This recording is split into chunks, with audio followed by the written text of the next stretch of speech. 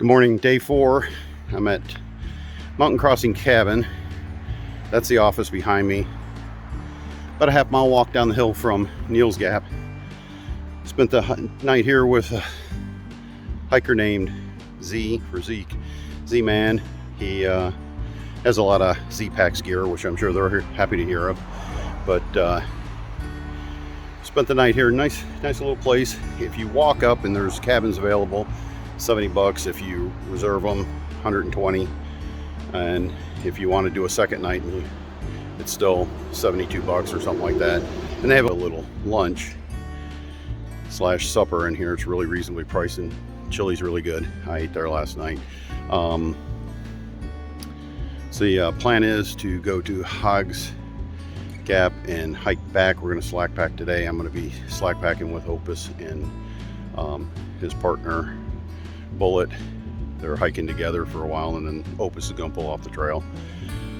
He's already done the AT. He's just doing this to get prepped for other things. But anyway, yesterday I decided to get rid of my tent and some clothes and sent those home.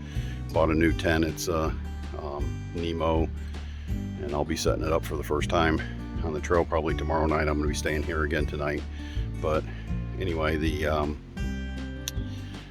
by getting rid of the stuff I did, I dropped 7 pounds out of my pack, and with a total of about I'm down to 23 pounds with about 2 days supply of food. So you put a couple more days of supply of food in there and some water, and I'll be up around 27, which isn't bad. I have a pound jar of peanut butter and a half pound of gummy bears, and once those are gone, I'm not going to get those again. So that'll drop me back down around 25 pounds, which is a lot more like where I want to be. I didn't get a ground cloth with the tent, but I am going to get one. So 26 pounds fully loaded, much better than when I was running above 30. So there is that. But if you're coming through here, Mountain House is at the store up there, the Neil's Gap, running like $12-15. So I don't know, if you don't have a lot of money, bounce a box or just try to make it into Hiawassee. That's quite a distance away. You got to carry a lot of food. There's a girl carrying 8 days of food, but that's an individual thing. Anyway, I'm going to be hiking. I'll try to show some scenes from the trail, and we're coming southbound for about 7 miles. So we're hoping for getting off the trail before the storms really get here. And I'm slack packing, as you can see. I got a new little sill nylon tent for Cedar Summit, and I'm going to see how that works. All right, my friends are here. Yeah, I'm up on top of Level Land Mountain, and the fog or clouds or whatever it was is cleared off. No rain yet, which is really awesome. But the next 2 days are supposed to be horrendous. So I stayed a night in the cabins. I'll probably spend tonight and the next night and do a 0 tomorrow, which I really didn't want to do, especially this early in the hike.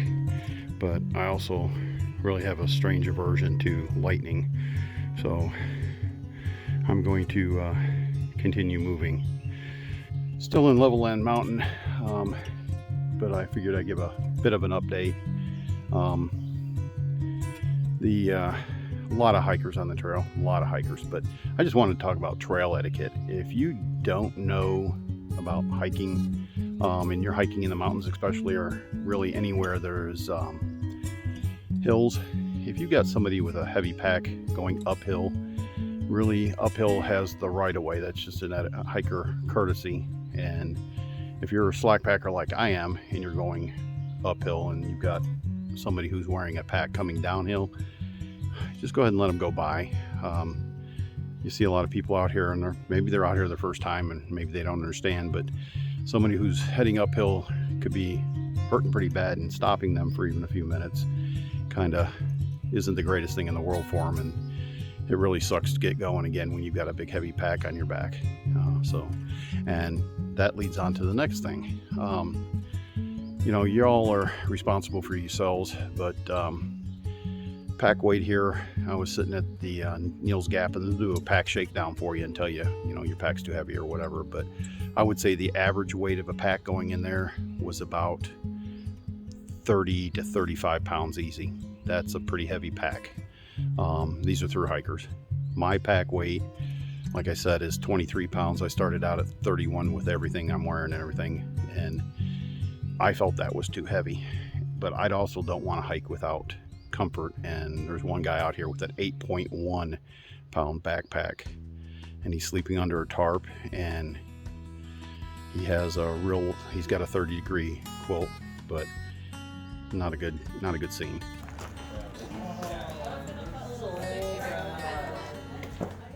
Okay, so good evening. I'm just going to do a video here of one of the mountain crossing cabins that I happen to be staying in right now.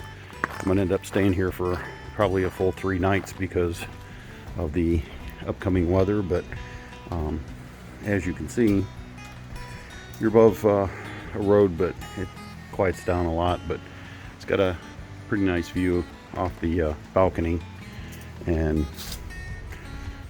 it's a little old school, but it's actually a fairly nice little place. You see, you got a little sitting area with a fireplace, and you can buy firewood here, and there's a eating kitchen, so you got a place to eat. And please excuse my stuff, I'm plotting my next few days plans. Kitchen, microwave, oven, refrigerator, and then closet. And one of the cool things about this is that, I'm not sure it's just for hikers or not, but there's a garment bag or a laundry bag in here, and if you fill that up and give it to them by 2:45 p.m. they will have everybody's laundry in the room done. It's not folded, they just do it and throw it in there, and then you come and get it and separate it, but you get your laundry done. As you can see, they've got a small bathroom with a shower and a sink. Nothing to write home about, but if you're a hiker, showers are pretty nice. All the rooms come with 4 or 5 towels in them, so that's pretty nice. And then there's a downstairs bedroom, which, as you can see, I've got my backpack in there, and that's where I'm staying. And then all of them have at least a futon or a sleeper sofa. This one happens to have an old sleeper sofa. And then they have some stairs. I've only been up here once. Z stayed here last night, and he said he didn't have a problem with it at all. But it's got a loft. It's not much privacy. A lot of accommodations. Got a nice little rocking chair, and with the rocking chair, you have a fairly nice view out the window, so you can just sit there and watch the cars go by. And like I said, at night it gets pretty quiet up here, but you get the morning sunrise over the top of the hills, and you can go out on the deck and enjoy the deck. But it's a really good sized deck, and the deck comes with charcoal, and there's fire starters up there. There's charcoal inside the closet, and so you got a grill and some Adirondack chairs and stuff out there. And like I said, can't beat the view. So it's not a bad place to stay, especially if you get 4 hikers going on the hiker price. It's actually extremely reasonable. You get to take a shower and get your laundry done, all for $72 a night. All right, I'll be staying here for another 2 nights. Tomorrow's a 0 day, and then I'll be really trying to make some mileage after. At least that's the plan. I would really like to make 20 miles one of the days to pick some mileage back up.